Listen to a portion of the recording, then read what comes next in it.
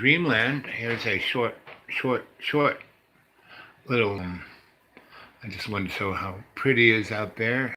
Snowy day, and I'm fine. And I may have to tail my live chats a bit, um, but it's all good. I've been sitting here reading and writing. I'm reading and cooking. I made a nice few meals because we're going to be snowed in here a while. So I'm reading this book, which is quite interesting. Let's see. Maybe we'll do it that way. Yeah. Let's see. It's God and the Evolving Universe, right? Everyone thought, and God said there it was, and that was it. And then through entropy, it was like slowing down, but not really. It's like moving right ahead. And here's the other book I'm reading. This is Philosophy Looks at the Arts by Marcellus, right? Contemporary Reading in Aesthetics, and this is like from 1950 something. When is its date? Can't tell a book by its cover. And the chapters are aesthetics, expression, the work of art, aesthetic qualities, the critic's interpretation. It kind of goes that way. Let's see what's its date.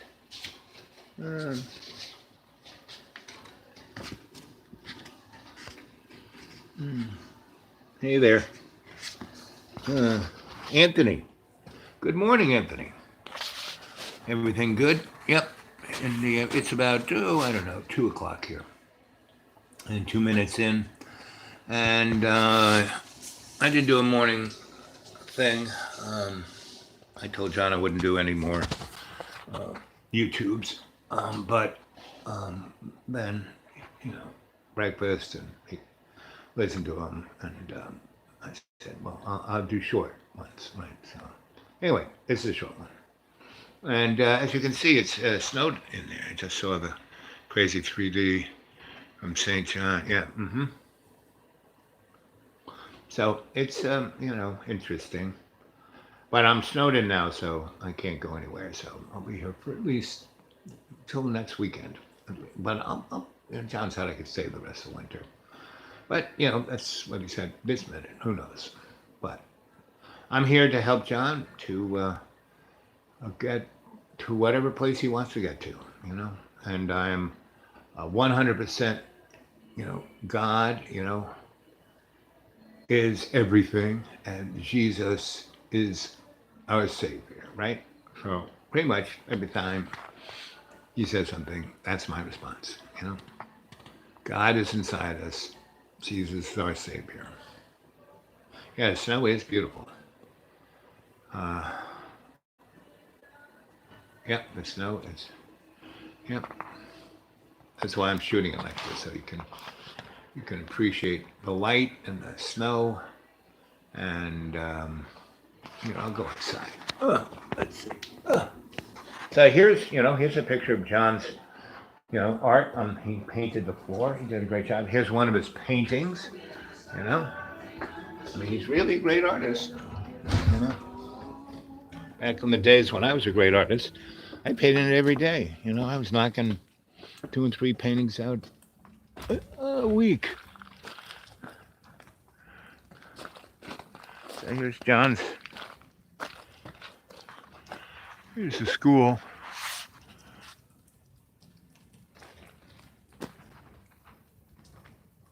Yep.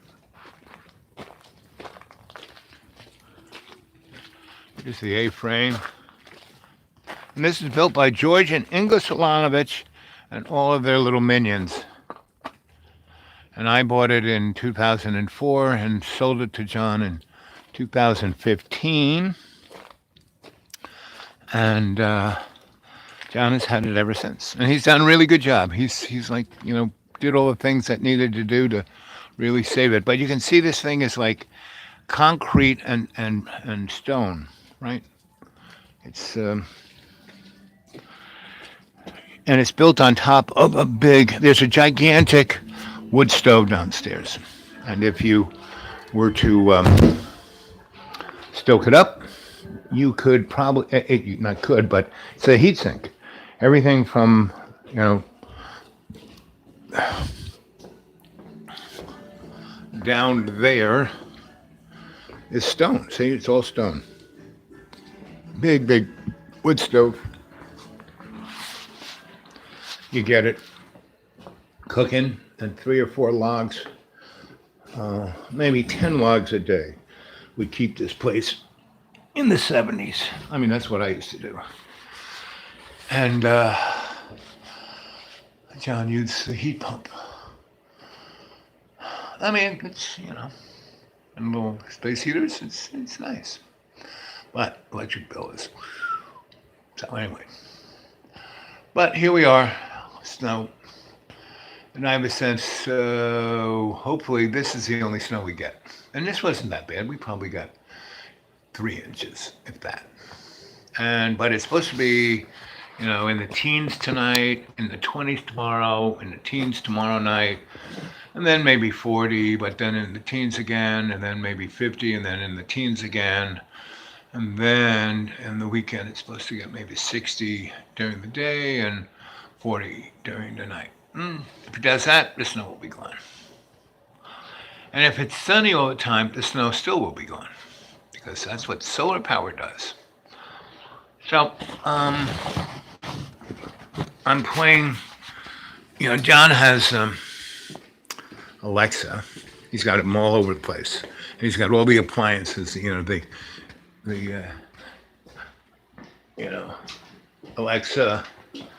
Alexa,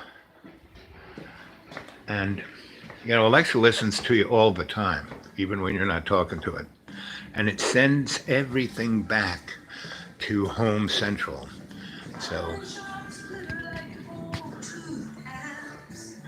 So here, there's the Roanoke Valley. Can I switch it around? Maybe. No, don't want that. There we go. Cheap guitars, ice shading guns, aimed at the hot blood of no one. Down and out in Memphis, Tennessee, old Prairie sings the blues, bringing smoke and drink. What we're listening to, this is the sunroom. John's gym. One of his grandma's paintings. She was a really good painter. Let's see if I can.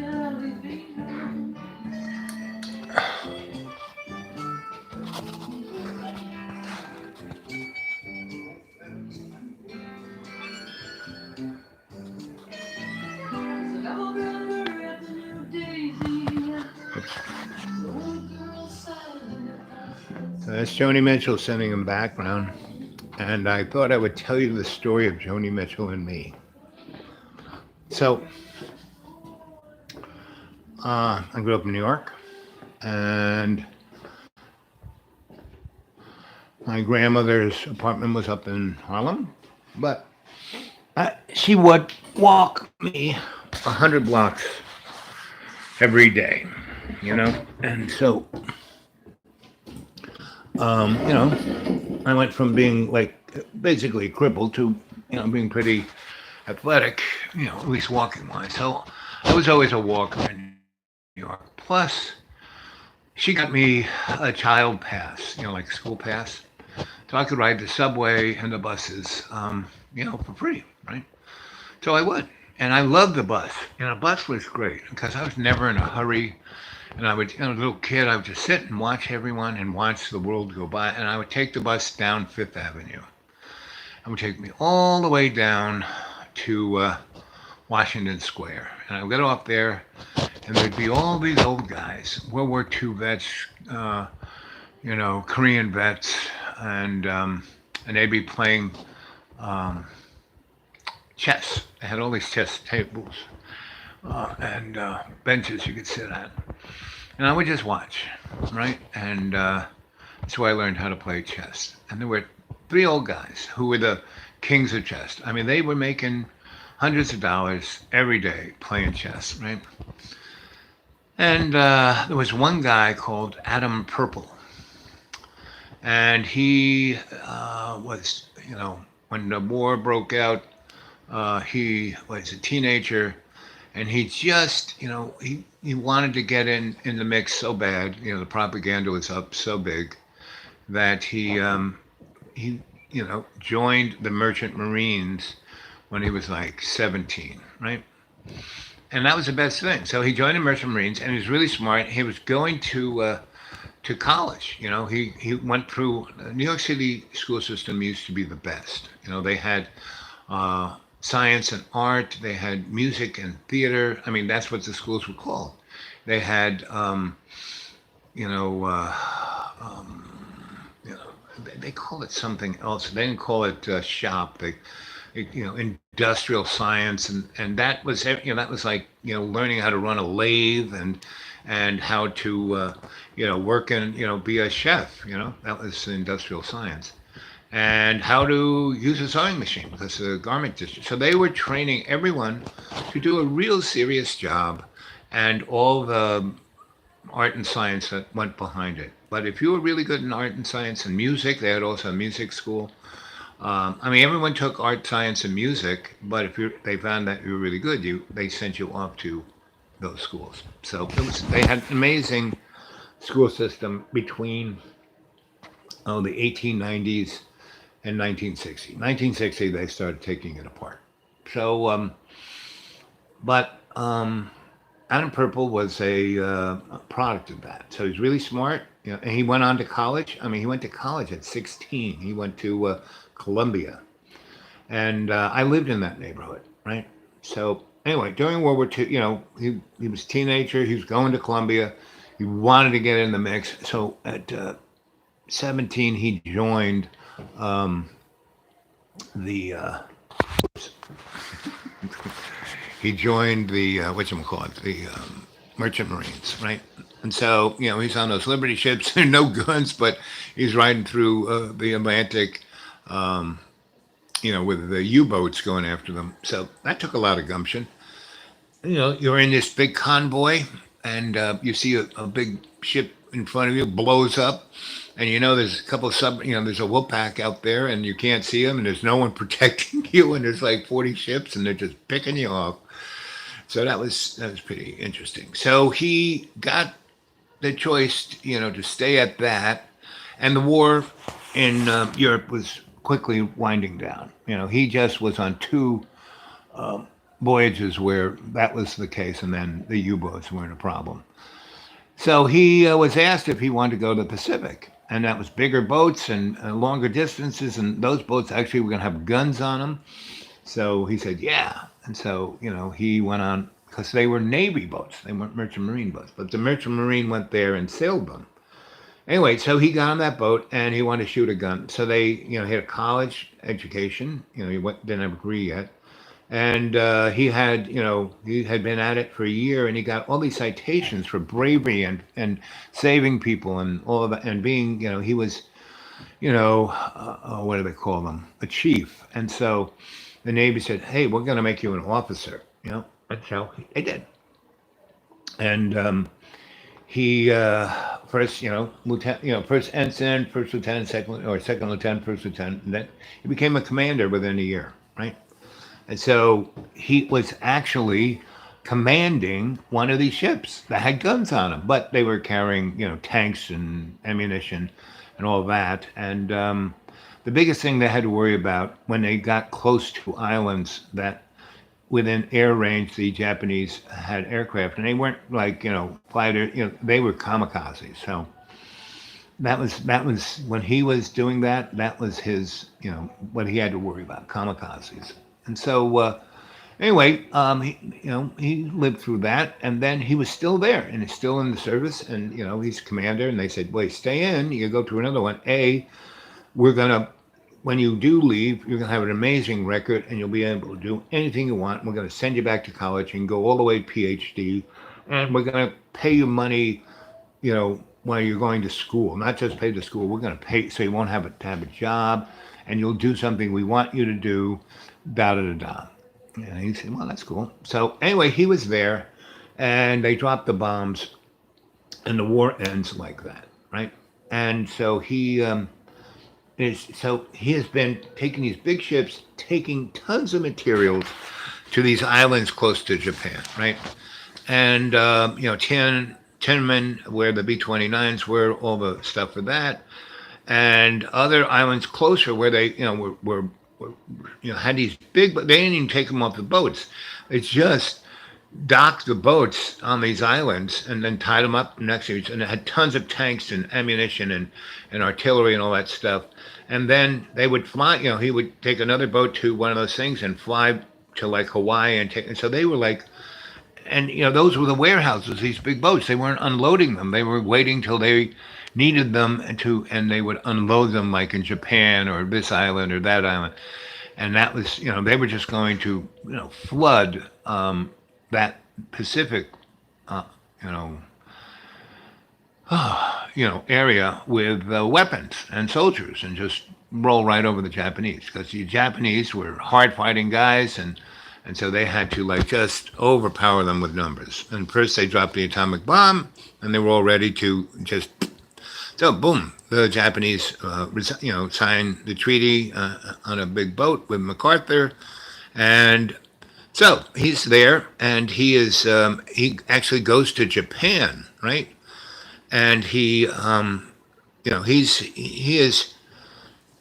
a full commander. Next thing he's going to be is a captain in the Navy, right? Not just in the he's in the Navy, and so he's that's like being a colonel in the Army or the Air Force, right? So he's a high-ranking officer, and he's got all these he's ribbons up the kazoo, and so he's walking around and he gets someone says, you're smart. We're looking at your record. We want you to, be not just a guy with a rifle standing, here, but, we want you on MacArthur's staff, right? Because you've been out in the front, you've been in this, you've been on islands, you met all kinds of island people. You met all kinds of Japanese people. You speak Japanese. He learned Japanese, and because they captured a bunch of Japanese and they had to keep on this big ship, and these guys were just beat, and they were like in their diapers, and they just and when they offered them food, it was like, oh my God. So this one guy could speak English, and he had I think they had 20 or so, and they were all officers. And so he was on that boat with those guys for about because he would take one boat and then there'd be something else for him to do, and he'd have his whole crew and these guys. And these guys started working. They started saying, they realized they were smart enough to realize they were lied to, they were cheated, they were pretty well educated, they were officers, and they were in a command of an island that was just taken by the Marines. And these guys, unlike what you hear, they realize, well, I'm not going to commit suicide. I got a wife and kids back home, so I'm just going to, here, I give up. But, well, they didn't have any camp for them, so they stayed on this boat. And they were all officers. They were staff officers, right? And this one guy learned, one Japanese guy knew English. And so, he was told to interrogate them and see what information he could get from them. And they totally spilled the beans, and because, like I said, they were well educated, they knew what was going on, and they knew that it wasn't a story that was being told. And this was a real eye opener to Adam Purple because the thing was, oh, you got to just shoot these people in the head because they don't die, they're like zombies, they love their emperor, blah blah blah. That they're unthinking. No, they thought, So he got the whole story. I mean, he was going to college. He kind of lived through the Depression. He got the whole thing from their point of view, and he was going, oh, I'm being lied to. And so once that officer, who was like a colonel, the Japanese guy who spoke English, he and Adam got tight. And I mean, Adam didn't spill any beans, and these guys weren't going anywhere. And they set up a nice little place down below where they locked them up every night. So but during the day they were roaming around and helping and doing. And anyway, so end of the war, he turns those guys over, and those guys actually are on a level of diplomats, right? And so they tell everyone about Adam and what an amazing person he is, and how you should bring this boy into your, you need him on your staff. So they did. They went and got him, and he first was dealing with those guys who were on his boat, and he turned them into his staff.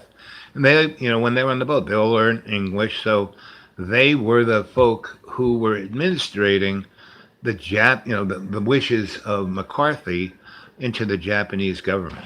And so that was Adams. So he did that for a year ish, but he still had this big boat. He had like four big boats that were in his flotilla that were just like tied up there. And then he gets an order, so he's done that for a year-ish or so, and things, that's when the businessmen move in, and the bankers move in, and the diplomats move in, and the military diplomats are, go back to whatever they were doing. So, because it's now safe, you don't have to be a military dip, because he still had his gun, he still was ready. So, he went and got these orders to take his flotilla to North Korea and China. Well, China was our ally, and North Korea was kind of our ally, but they were you know um, you know under the thumb of Japan to the day the end of the war and weeks after. And so, because they didn't, they still had military, really good military in Korea and China that didn't really fight, that was ready to protect the emperor's stuff in China and Korea. Anyway, long story short, he goes there. Those people have already been taken away, and he gives like he had like 20 boats in his flotilla. There's probably 100 tanks on it, each big boat, and like 100 pieces of large artillery, transportable artillery, big weapons, right? And rocket launchers, not like Werner von Braun launchers, but artillery rockets. And so these boats, that's what they were full of. Not handguns, but all of that. Really serious, heavy-duty weapons, like 20 gigantic boats full of that. And he took it all to North Korea and turned it over to the North Koreans, right? The commies. And and they had two other boats, a destroyer and another boat, and that went with them, and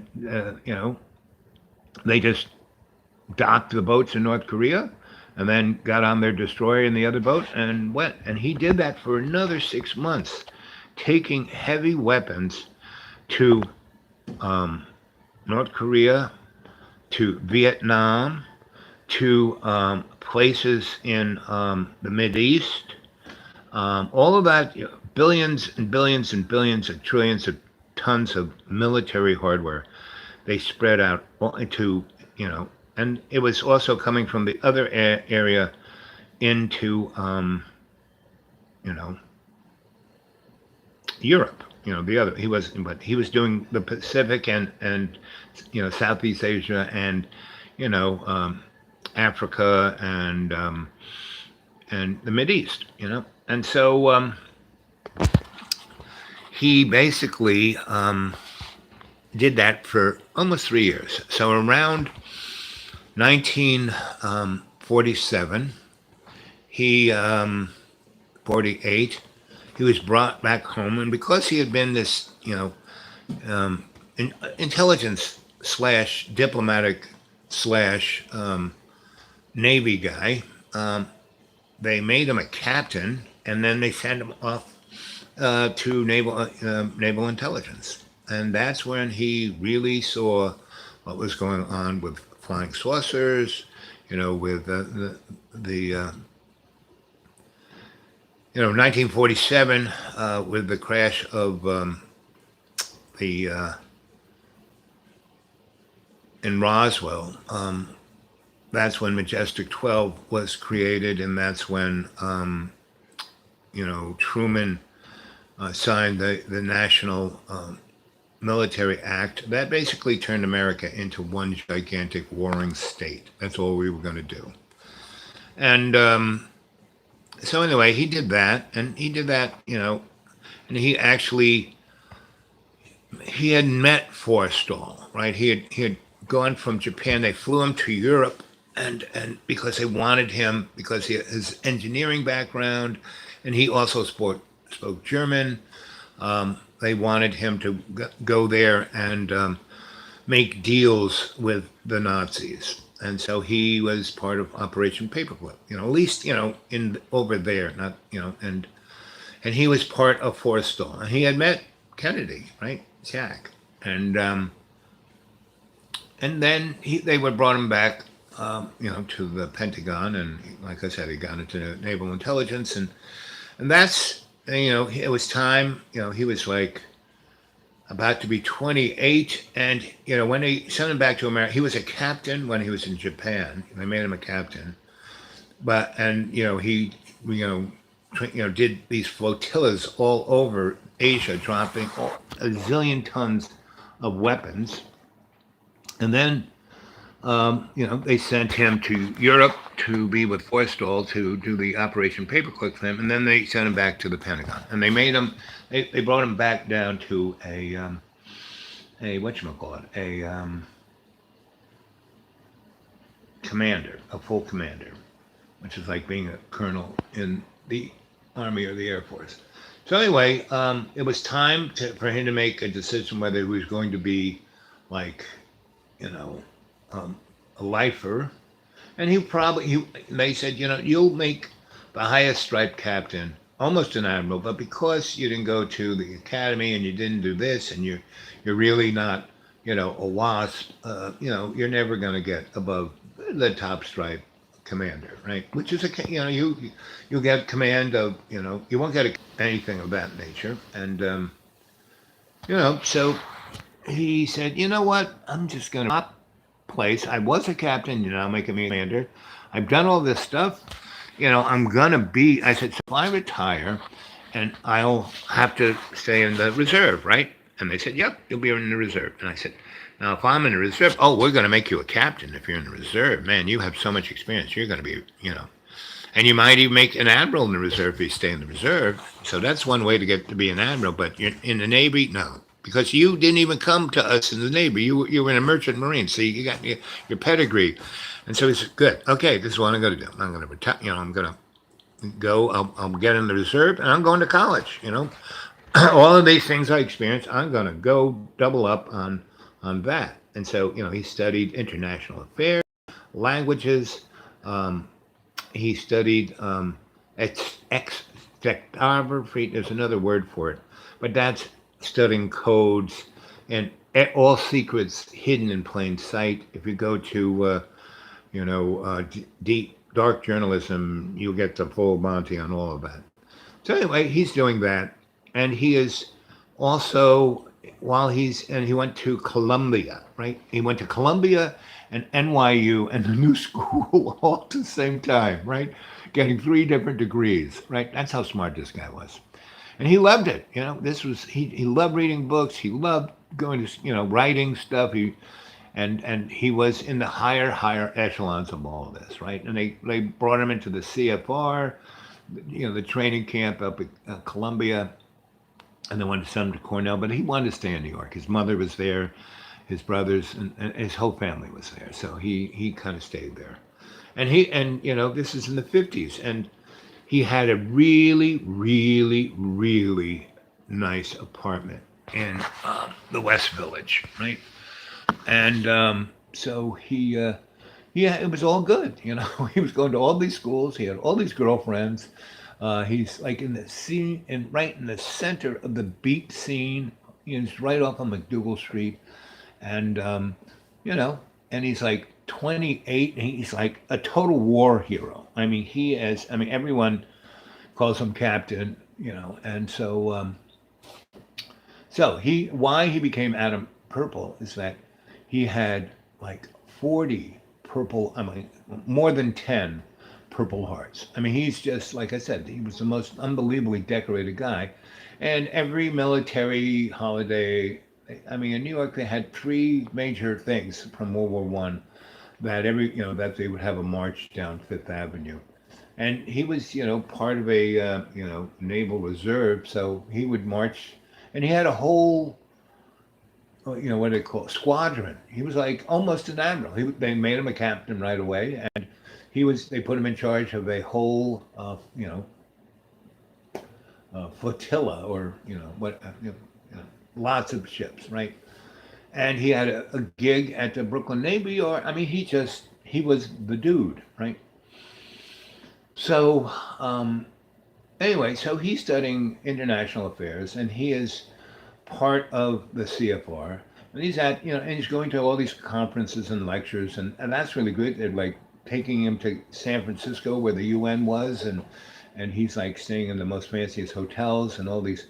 And when he was there, he would put on his, naval auxiliary captain's uniform with his whole chest full of, um, you know, awards and medals and you name it, as they say, fruit salad. And so he would go to these things, and he had finished one of his PhDs, so he's a doctor too. So, Doctor Admiral, Admiral Doctor. And so it's like me in Jamaica being the Doctor Dude. So when I met him, it was in the 60s, right?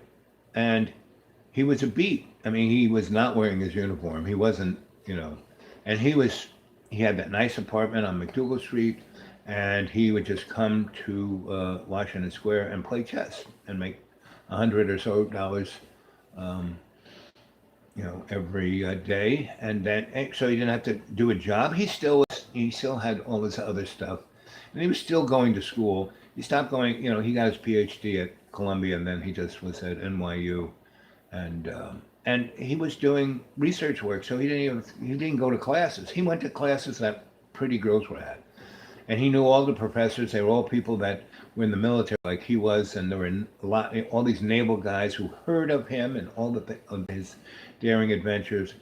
So he had the respect of everybody, right? So he just kind of walked around in comfy clothes, not even jeans. He wore what he wanted to wear. Where do you think I got it from? So I'm about 11 when I start going down there. Actually, I mean, I was like, I was in Long Island. I was probably 6. It was 50s, 60s. Yeah, I was probably, between, and also I was recuperating from the nun trying to murder me. So at 10, I moved to Long Island, and had a great thing with my crew in the North Shore school system. It was a great school system. But so anyway, I met Adam, and I took him to meet and he was and after he stopped going to Columbia, he kind of just and he stopped doing the intelligence thing. But he met a lot of people, so um, he introduced me to a bunch of those folks, and I took him to meet um, all the old folks I knew who were interesting folks. So we had this. I was like from 7 to 10, and everybody else was like Adam was 28, and he was probably they called him kid, and so it was an interesting time. And then I went to Long Island. So that was Adam, right? So that's he didn't have a job. He was making $100, and this is in the 50s and early 60s, where the average guy who worked 40 hours in New York City and in some job, if it wasn't a high whoop-de-doo job, it was making probably $40 a week, and Adam's making $100 a day playing chess. So anyway, so that was that, and then I went up to Long Island, and my grandma, she left her place and came. She, because they had a house, she had her apartment in New York, and she had this really nice house in Freeport, Long Island. That's where my dad grew up, and there were two cities in all of Long Island: Glen Cove and Freeport. And Freeport was where all the whatchamacallits were, the pirates, because it was a free port, and came off the Atlantic, and there was a intercoastal, right? Meaning there was, this barrier island and this, intercoastal, and there were many places where you could jump in off the ocean into that and, tie up a boat, a big boat, the pirate boats. Um, you could draft 20 feet easy, and there were places that were hundreds of feet. So anyway, that was Freeport. And so I got, that's why I went to that nunnery, that Catholic high school, Hitler's Rifle Squad. And they called it that because all of the nuns had been in the death camps, and the female guards in the death camps, and they were sicker than the guys. They loved killing people. I mean, the nun that nearly killed me, her nickname was the milkmaid of death because she would, there are nerves in your breasts, right? And she would have these really nasty tools that would, clip things off and squeeze things until you were in so much pain you went into shock and died. And you were, not feeling too good, if you were starved to death and, worked in, a factory till you almost died. And then she took care of you, right?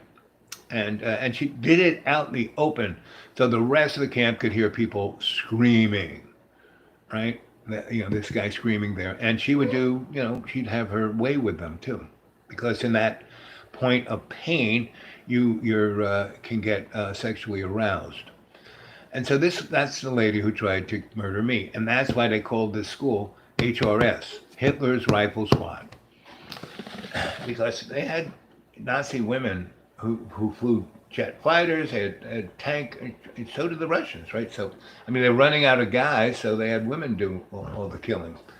And those girls, they had a chip on their shoulder. So that's not. So anyway, that's when, came back with grandma. She lived in her big house. I lived with her. Then I went to my parents, and they sent me to this crazy Catholic school where this nun tried to kill me. And and New York was just right there. I mean, you could see the skyline. You could definitely see the Empire State Building. I mean, that was in our classroom window.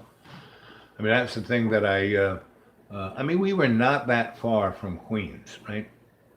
My dad used to take the Long Island Railroad from that house into the city, and he could get to his office in less than a half an hour. So anyway, um, so when I was with my grandma, she was, battery is low.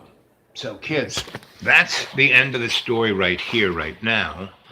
And I'm going to pick it up um, um, at the other end, right? Oi.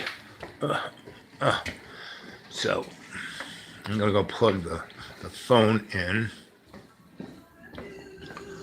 There's Joni Mitchell. See, I didn't even get to Joni Mitchell. So tonight, I'll tell you the Joni Mitchell story, along with the rest of the Adam Purple story. Okay, that sounds like a deal. So tell everyone to come, to show up tonight. I will probably do it. Sometime between. Between